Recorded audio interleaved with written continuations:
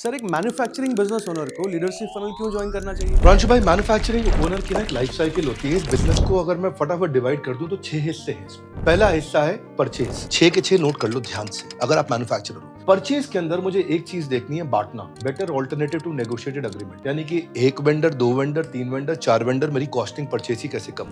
Second है production. अब मैं प्रोडक्शन कैसे अच्छी करूं, जिसको बोलते हैं ACE. Accuracy, consistency, efficiency. Same माल बने, लगातार बने, बहुत तेज बने। ऐसी क्वालिटी के मैं प्रिंसिपल बनाऊं जैसे क्वालिटी अश्योरेंस, क्वालिटी ठीक आए ही आए, फिर भी गड़बड़ हो जाए तो क्यूसी यानी क्वालिटी कंट्रोल। बन जाने के बाद बैच को चेक करना, उसका स्कोर बोर्ड बना लो। बैच में न्यूमरेटर, डिनोमिनेटर, डिफेक्ट रेट कितना निकल के आया, डिफेक्ट को मैं कैसे घटा दूं। आप माल खरीद के ले आया, बनाया, क्वालिटी चेक कर लिया। चौथी चीज क्या है, इन्वेंट्री। कौन सी फास्ट मूविंग, कौन सी स्लो मूविंग, कौन सी नॉन मूविंग। इन्वेंट्री आपकी तेज घूमनी चाहिए। अगर यहाँ इन्वेंट्री पड़ी है तो आपका पैसा फंसा पड़ा है, बिना बात के आपने पैसे को ड्रम में बंद करके रखा हुआ है। डिस्ट्रीब्यूशन, आपने कितनी जगह माल बेचा।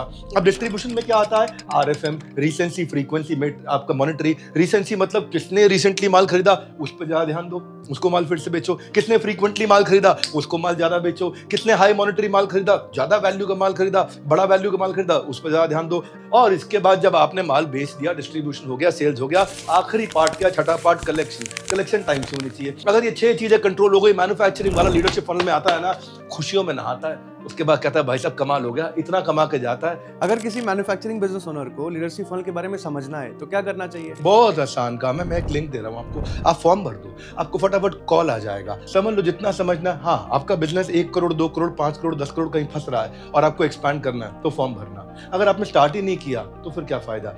सुना नहीं क्या, फॉर्म भरो।